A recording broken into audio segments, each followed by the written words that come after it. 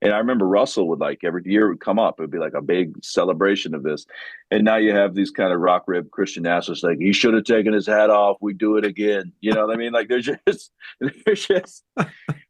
Shout on, pray on, we're gaining ground. Glory, hallelujah, the dead's alive and the lost is found. Glory, hallelujah.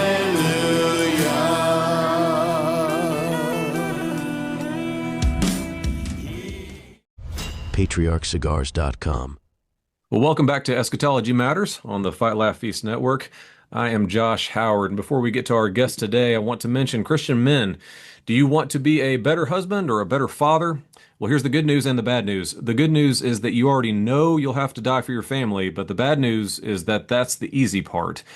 In a new book called How to Lead Your Family, Dr. Joel Beeke gives you some short, practical, and deeply biblical guidance on manhood in the home. You can learn how Christ's sacrifice shapes your leadership. You can gain the wisdom of decades of godly marriage and fatherhood, and you can ultimately step into the role that God has given to you and equipped you for. So, How to Lead Your Family by Joel Beeke. It's available at Reformation Heritage Books. That's heritagebooks.org/how to lead.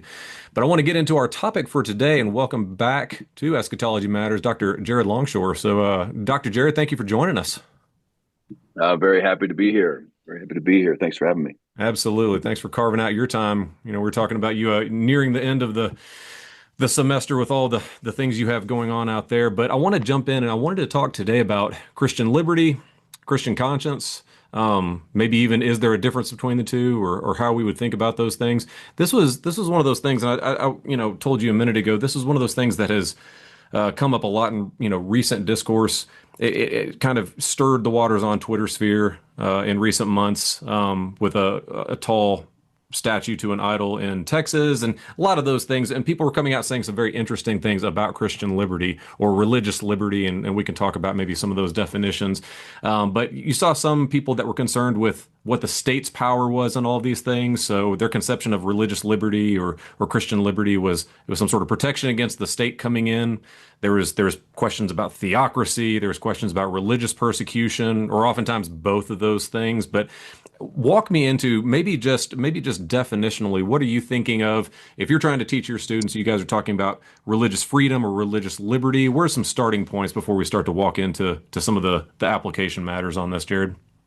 Okay, so yeah, you brought up a fascinating topic that I remember really piqued my interest during COVID when you had James Coates up in Canada being locked up by Denise Hinshaw, I think was her name. And me just exploring like how the Canadian government was treating him and others. And then that prompted questions about religious liberty, kind of compared with liberty of conscience. So I want to make a distinction between religious liberty and, of course, liberty of conscience, or what you might call Christian liberty. Those are two distinct things. But our Westminster Confession of Faith speaks of liberty of conscience or Christian liberty. It doesn't speak of religious liberty, which is kind of another idea ingrained in our American experiment. And I'm not saying religious liberty is bad necessarily. I'm just saying you're actually when you're using those titles, religious liberty means one thing, Christian liberty or liberty of conscience means another thing. And it's remarkably important given COVID, lockdowns, Christian nationalism, mere Christendom, Protestant political theory, if you want to speak in more mature terms about how has the state understood its role in relationship to the church, and what should the church be thinking about the state. Some of the basics being, we know that the old school Westminster Confession of Faith assigns all sorts of duties to the civil magistrate, including calling synods, seeing that what is conducted there is conducted according to the mind of God, suppressing blasphemy, heresy, reforming abuses in worship. I mean, this is the civil magistrate. Okay, so this is President Donald Trump and the Supreme Court of the United States giving these certain duties. And You say, well, how does that square with liberty? Like it's a religious liberty. This idea that basically any kind of religion, whatever, should be protected. How does that work with the very clear old Westminster Confession of Faith responsibility of the civil magistrate to reform abuses even in Christian worship? He's not talking to suppress blasphemies and heresies. Well, certainly then you would be suppressing the worship of Allah or Buddhist temples. The magistrate, according to the old Westminster, has his sword operating with misappropriations of the Lord's Supper. Okay, so that's how crazy this particular conversation is. When you get into the religious liberty conversation, you find out how secular we are, that we basically have just bought into a secular notion of the state, and then we're trying to work from there. I'll show you how practical this is. It's funny you brought this up. This is the United States District Court, District of Idaho. This is a lawsuit against Troy, Idaho, which is the town that's like 15 minutes east of Moscow, where we planted a church. And this just happened yesterday. The Department of Justice has filed suit against the city of Troy for prohibiting Christ Church from obtaining a conditional use permit for a space to worship there in Troy. And the reason I bring it up, I mean, it's going to be loaded because it just dropped, and there's history and there's all sorts of things going on. But the reason it's fascinating is because of this very topic. Basically, kind of towards the end, the prayer for relief. I'll just give you an idea of how religious liberty is operating of course, even at the Department of Justice level. So there's religious liberty law that allegedly Troy has transgressed against Christ Church for not permitting Christ Church to obtain that particular space for the purpose of a religious service on Sunday. And as the state reasons, I'll read, it says, wherefore the United States prays that the court enter an order that A, declares that Troy's policies and practices as alleged herein violate this religious act. B, enjoins Troy, its officers, employees, agents, successors, and all other persons in concert or participation with it from 1, imposing a substantial burden on the religious exercise of Christ Church and its members that is not narrowly tailored to further a compelling governmental interest. And so it's very interesting to see how all of this shakes out at a state level. What the Department of Justice is now saying that Troy has done is imposed a substantial burden on the religious exercise of Christ Church and its members that is not narrowly tailored to further a compelling governmental interest. Of course, seems like the idea is you could impose that substantial burden on the religious exercise of a church if it was narrowly tailored to further a compelling governmental interest. So you could see basically how religious liberty operates at the moment in the United States of America. Another one they said is treating Christ Church and its members on less than equal terms with non-religious assemblies or institutions. So the Department of Justice is saying that Troy has done this. They investigated the city of Troy, the city council, all that kind of stuff. And they said that you have treated Christ Church and its members on less than equal terms with non-religious assemblies or institutions. But you can hear again, all you're looking for is equality between how you're going to treat Christ Church and how you're going to treat a theater that's downtown. Right. You're operating from standards of equality or that standard of a substantial burden. And the third, discriminating against Christ Church or its members on the basis of religion or religious denomination. So that language of discrimination, of course, ever since the Civil Rights Act back in the 1960s, that language of discrimination, and they're citing instances of people that have been said all kinds of inflammatory things, all sorts of false accusations about us in public meetings in Troy. Christ Church has done these horrible things, et cetera, et cetera. They're a hate group. And so the Department of Justice is citing all of those things that have been said and saying it's clear that you're discriminating against Christ Church. But those kind of three claims from that, from this very recent and ongoing, deal, can show how people are, how basically everything operates on religious liberty. It would be, well, yes, religious liberty is respected, and you need to make sure that they have equal protections as any kind of other entity that exists. You need to make sure that you don't discriminate against religion, or that you don't impose a substantial burden on them on the free exercise of their religion. Now, if it has a narrowly tailored governmental interest, then you can impose that substantial burden. But if it doesn't, then you can't. So that's the way they're acting. And and I'm not. I'm very thankful. We're thankful for the DOJ doing what they're doing. But I'm citing the case to say to show people on a doctrinal level how modern people are thinking about religious liberty and what it means. The very same arguments that the Department of Justice is making right now against Troy for what they've done to us. The Department of Justice would do that for a Buddhist temple. The Department of Justice would do that for an Islamic mosque. Now, I'm not saying they would. There might be people there that are working the system that are Christians and all for Christianity and a privileged status of Christianity in the land. But I'm saying that that's not actually kind of ingrained in the operating procedures of our nation at the moment. Yeah. Now, so all that to say, religious liberty works. Basically, we want, the free exercise of any and all religions is how modern man's thinking about it, even conservative modern man. But Christian liberty is something entirely different. And it's talking about essentially the freedoms to worship the Lord.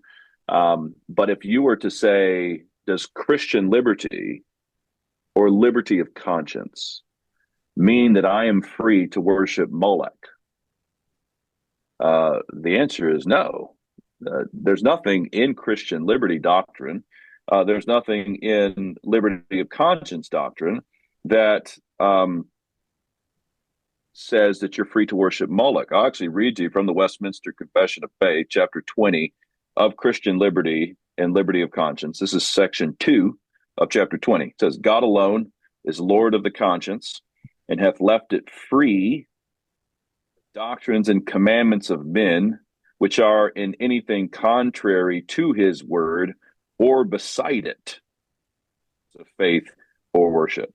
So to translate, what it's saying is God is Lord of the conscience, and it indeed is free from commandments of men, which are in anything contrary to God's word or beside God's word. Meaning, but worship the Lord alone is in the Bible. Your conscience is not free to go, well, my conscience is free to not worship the Lord. Right. Not worship like Almighty God, the triune God. It's like, well, no, that's not at all what liberty of conscience doctrine teaches. Your conscience is not free at all from that command that is found in the Bible. And that immediately blows away the secularism that I've been talking about, because the way humans think, the way modern, even conservatives think, is that, vox populi, vox Dei, the voice of the people is the voice of God, government by the people, for the people, and religion kind of by the people, for the people. My conscience is free. Here I stand. I can do no other. We know what Luther said, and we really praise the Lord for what it's not good to go against conscience. So that's what Luther said. Now, imagine a guy is like, I must worship Allah. Not good to go against conscience. To go against conscience is neither right nor safe. What would you say? And you say, well, this is true, my friend. This is true. It is. But your conscience does need to be educated. This is true. But it is also neither right nor safe to rebel against the triune God who created you. Right. And to not worship him.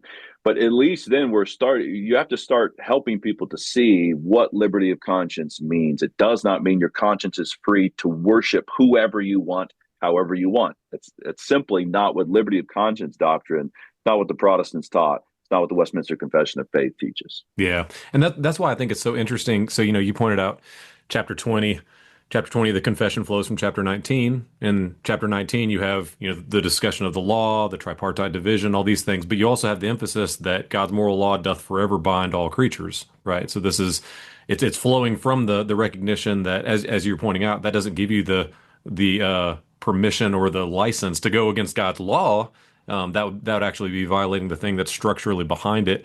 But it's interesting because when you were bringing up the example earlier, so you're talking about this court case, and you're talking about governmental prevention, really, of religious, of them not treating Christ's church fairly in that situation. But I think most Christians will look at that and say, yeah, that's the win.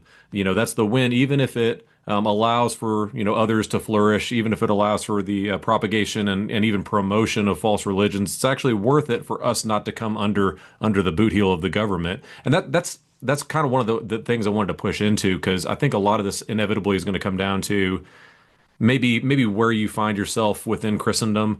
I think certain strands within Christendom have a little bit more revulsion to this sort of idea than others. For example, I think there's a great many Christians who would say, well, of course the reformers were for that sort of thing. They were persecutors of true Christians. They were, haven't you heard about Calvin and what he did with that whole thing? So when you look at something like the court case that you brought up, what do you say then to the perspective of, we better not allow the government to suppress or at least not promote false religion, because that will lead to the suppression of the true religion? I think that's the kind of default pushback for many evangelical Christians. Yeah, well, I think you have to there's all sorts of things there. One thing is we get very rigid with the way that we think about law and how it works, but think more practically about your parenting, or think about the government in your local jurisdiction. I mean, do you really know all of the laws on the books? Do you have these great, fascinating investigations into crazy laws that are on the books that nobody obeys. So just give yourself a moment to go, okay, in any given jurisdiction, the leaders are going to have some latitude. It's not robotic. So when people think about any kind of mere Christendom approach, they immediately want a wooden standard that could be applied in every single jurisdiction. They want to know, what is it? I mean, can you have mosques or no mosques? Can people worship Allah in their homes? Could they do it in residential areas? Could they do it? Could they do it with minarets? No minarets. With call to prayers, no call to prayers. And the answer is, it's just going to depend. It's just going to depend. So don't try to abstract it and then come up with how you're going to suppress, right, and reward. The point is that you just do suppress and reward, which is very funny. We don't want to admit that, but the case I've talked about shows that we already do it. Right. We just do it. We do it by claiming no, this is zone business. We do it with zoning laws. Everyone deals with zoning law. We do it with fire alarm, fire capacity codes. But you can't strip man of his spirituality. You can't strip him of his fundamental commitments. We know that you are going to be for or against the truth, light, darkness, all of that kind of stuff. And I would say you should actually acknowledge that that's the world that you live in. If you want to talk about what it means to be a Christian nation, it's just a nation that says, look, we worship the triune God around here, and we're not afraid to say that religion is privileged. And as has often been said in this conversation, when it is privileged, when it is operating in the given jurisdiction, then you're going to find greater liberty to actually err and worship false gods than you would otherwise. Right? If you're going to go to the Middle East to some of these countries infested with radical Islam, like see how it works there. Like Right. you are actually going to find, so you're going to find more liberty to err, make mistakes. You're going to find more diversity, even you will, in nations that are explicitly Christian.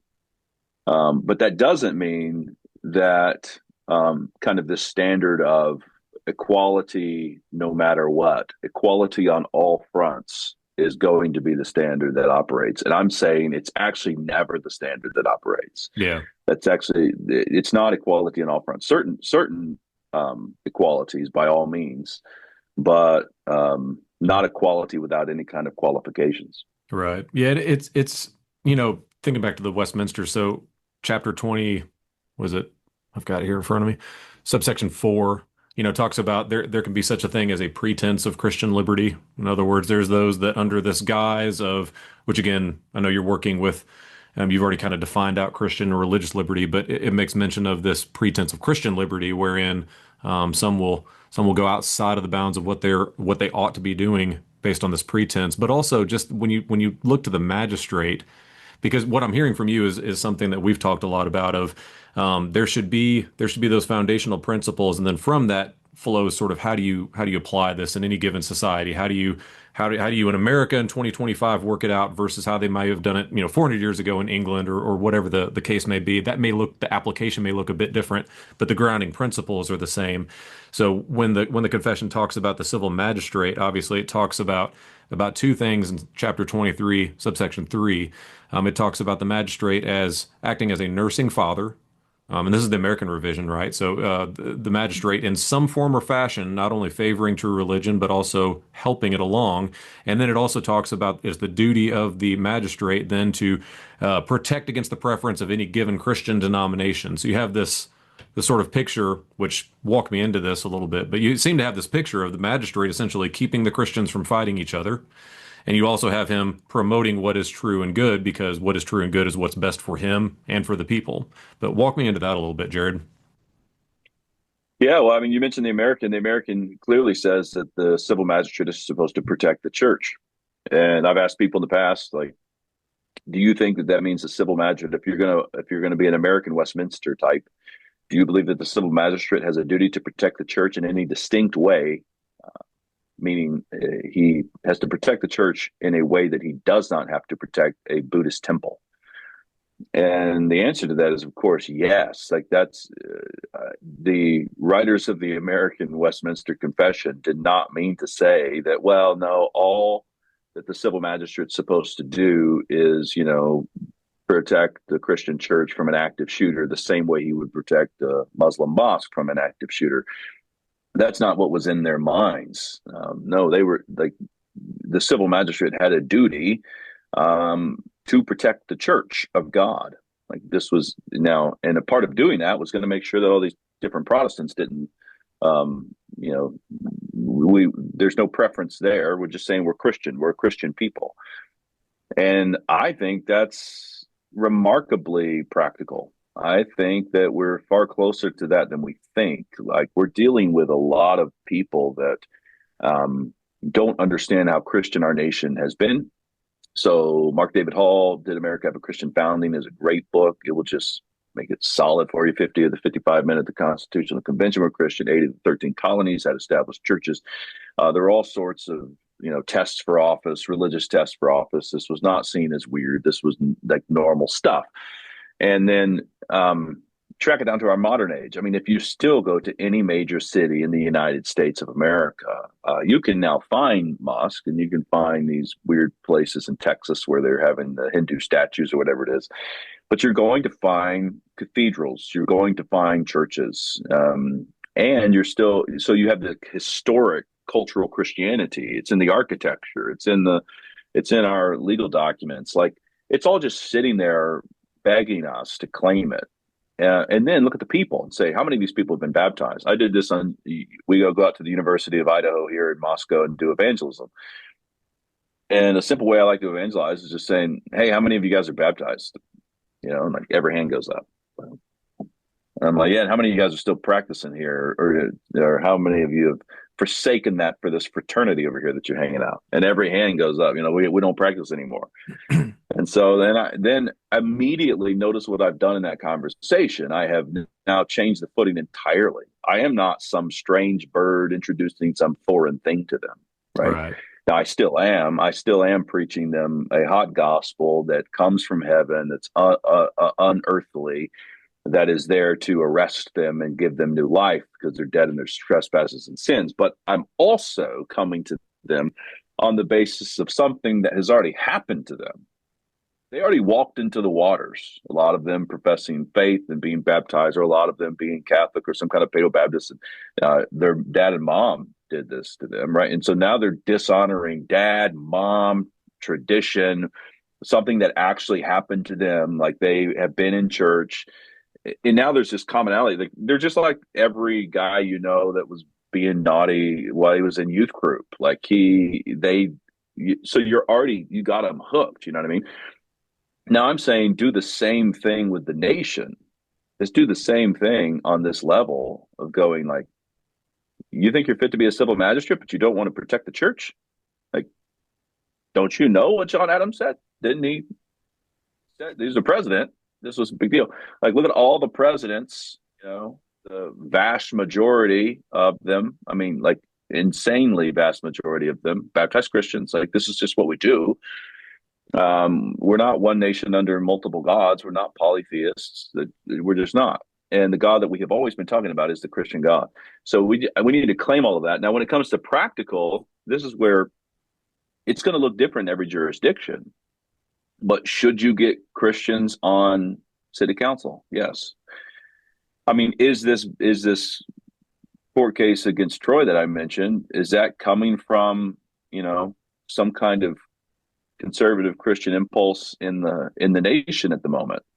And I would imagine probably yes. I don't know. I'm not drawing any direct lines, but this is something that just kind of happens. It doesn't have to be the kind of civil reformation that we're talking about is not doesn't have to be crazy and like a sign of revivalism. If you know anything about the difference between revival and revivalism, it can be leaven in the loaf. It can just be Christians who honor God on the city council who just start to say, hey, we're not going to do drag queen story hour. We're just not going to do that.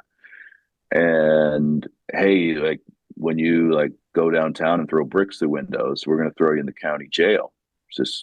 We're just going to do that. Right. And all of these things are kind of fundamentally Christian things, right? And yes, we're very grateful to have Christians around here doing good business. We're really impressed with what they do. Like, there you go. And no, we don't approve of the practices that are involved in some of these other religions. They're wrong. And right. We're not going to be incentivizing them coming to our town. So what are Go ahead. Well, no, that was it. No, I'm sorry, I didn't mean to walk on you there, Jared. So like what are the protections then for the Christian in this concept of the Christian conscience? Like where do you point people to? They understand, or I hope they would come to understand that, okay, we shouldn't do the things that God prohibits. We should do the things God commands. I think especially if you're confessionally Westminster, I think you should come to that conclusion rather quickly. So if that's the case, then big deal in the Westminster as well as over in the 1689 that Christ alone is Lord of the conscience. So what's this kind of protected sphere then? What are we aiming at? Yeah, this is it's a great question because notice the standard. I mean, the standard is anything that's not found in God's law. Now let's run it out back to my James Coates thing from years back. Well, he's sitting in prison because they said that his worship was dangerous to the people. Okay, because it was during COVID. He's right. worshiping the Lord. They tell him he can't church, and they put him in prison. Now, it's interesting because on religious liberty grounds, it's just simpler. It's like, hey, we were worshiping, like we were doing a religion thing, and you're not allowed to touch religion. Mm-hmm. Get your hands off. On liberty of conscience, you actually have a standard above your liberty of conscience. That's the whole point. That's And now what would the Canadian government say at the moment? Well, they could say, well, James Coates, your conscience indeed is free from any commandments of men that are contrary to God's word or not found therein. But guess what? God's word says that the civil magistrate is to bear the sword against evildoers. We are God's servant, according to Romans 13. And we have been given the duty of protecting this jurisdiction. And there is this terrible disease out there, and we can find quarantine laws in the Old Testament. We can find quarantine going on, and so this is our version of a quarantine. You see, like that's a very interesting. No one did that, Right. but I'm giving you like how a real nation should operate. They're at least trying to appeal to standards for why they operated. Now, I don't think they have a leg to stand on. They don't. Right. That's why you need a lawyer on the other side. But the other lawyer is going to be. So the question is the other lawyer in that system going to be appealing to just standards of equality and those kind of things? Or is the other lawyer going to be going, no, here's why you don't, as a civil magistrate, have a right to do that because of the nature of COVID, what's really happening, the necessity of worshiping God. All right, for our land to be blessed, the necessity of the church to gather for the sacred worship, and then the duties of a civil magistrate and what's going on with those quarantine laws. Like now you actually have, so I'm showing you how, now to your question, you go, well, then what does my conscience have liberty? Like where consists the liberty of my conscience? And the answer is, well, it consists in the things that really are not clear and clearly revealed in the Bible. And this is where you need wise people. Yeah. Because if you have young, weird doctrinal types that are like, but isn't everything covered in the Bible? Like, well, no, it's actually not. Like there are not commandments. You're free to wear a brown or maroon shirt or whatever, and I'm free to wear a plaid shirt. Like, don't come over being weird about what people need to do and don't do. Like we actually are a free society, which means we let people go a long way. I think liberty of conscience has a big role to play. Like, there's a spectrum of ways that you could educate your children, that kind of thing. Spectrums of sport. The whole thing is just like you're going to realize how free you are. When the gospel comes to people, it sets them free, and it's going to set the society free.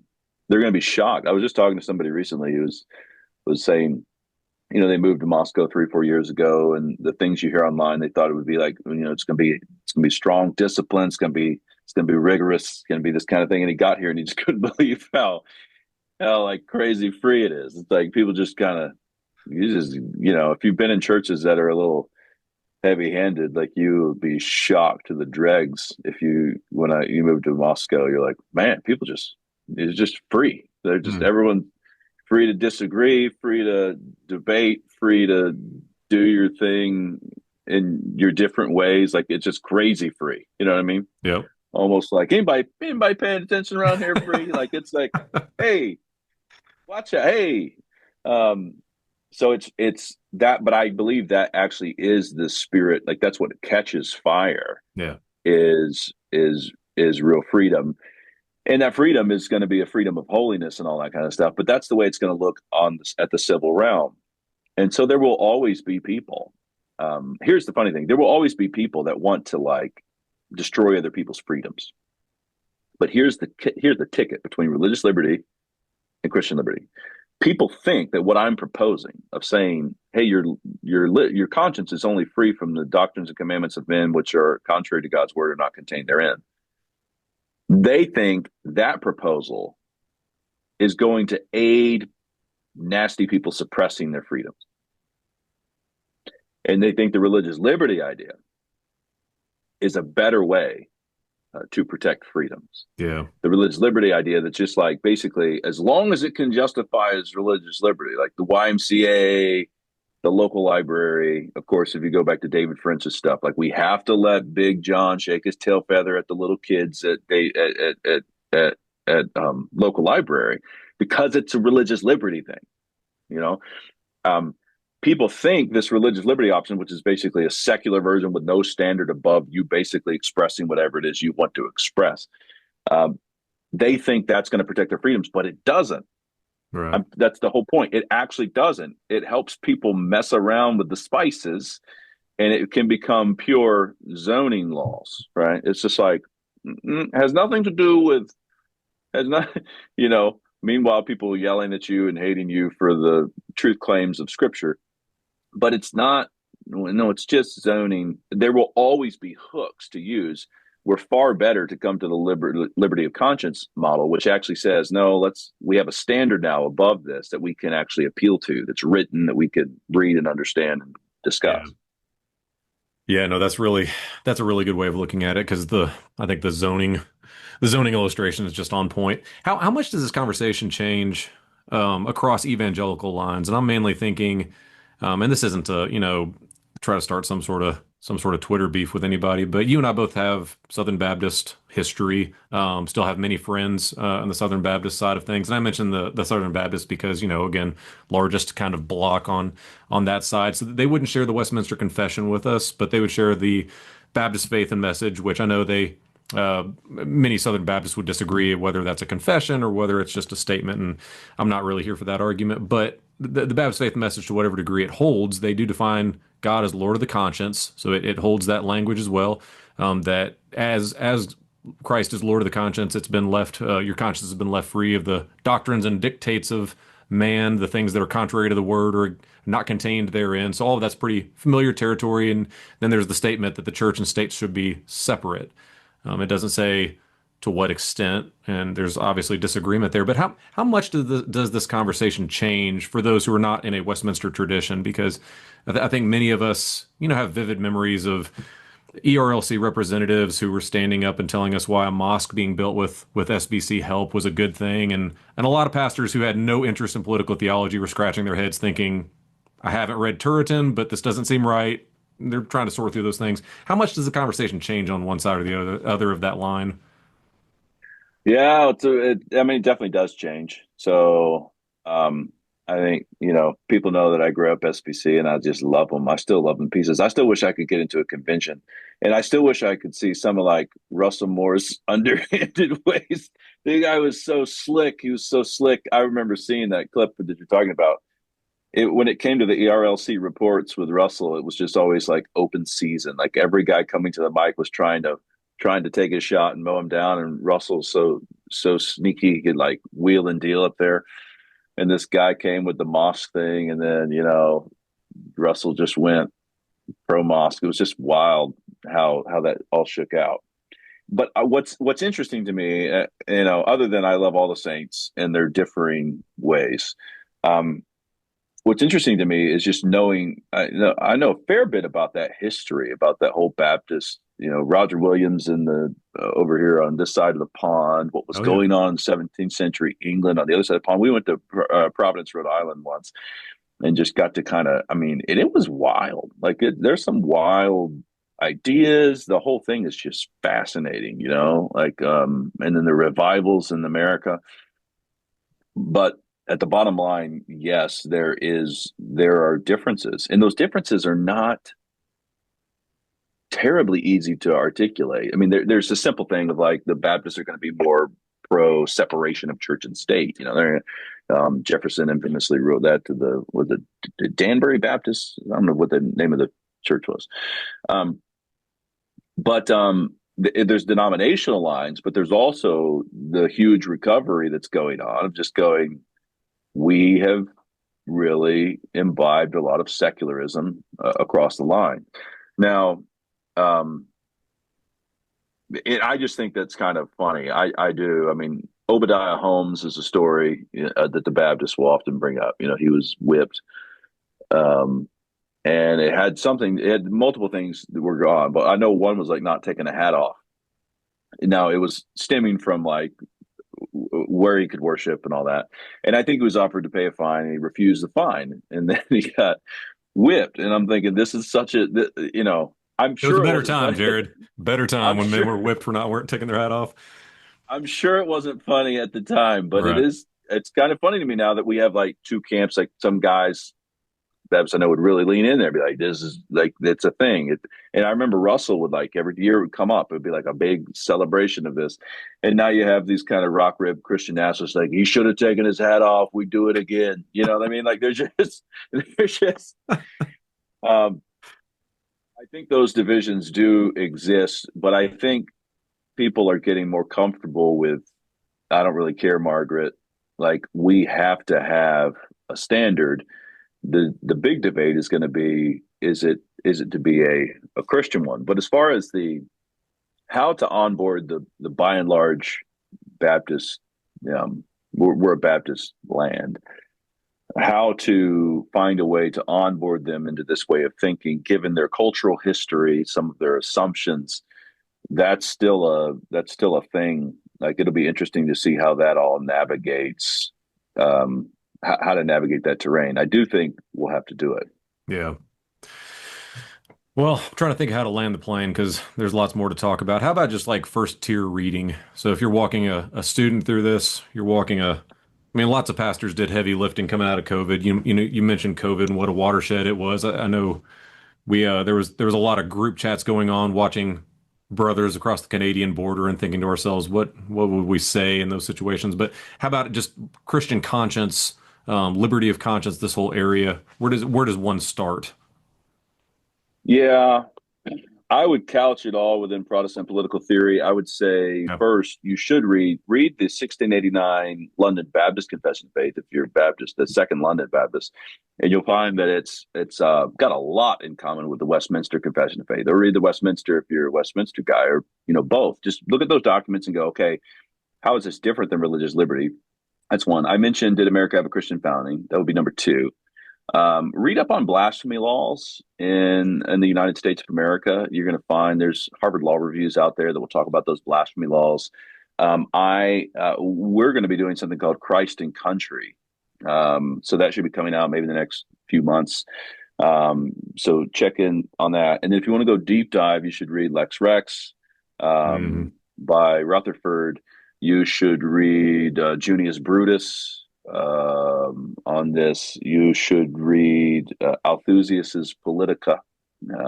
If you will get into, if you just, I mean, that's a lot of sources, and there's going to be some heavy hitters in there. But if you just do that much, it's actually very helpful to break the secularism. So some of the stuff I said at the beginning between religious liberty and liberty of conscience could make people nervous. And again, we're grateful for what's happening on the religious liberty front. And that's what our society really holds to at the moment.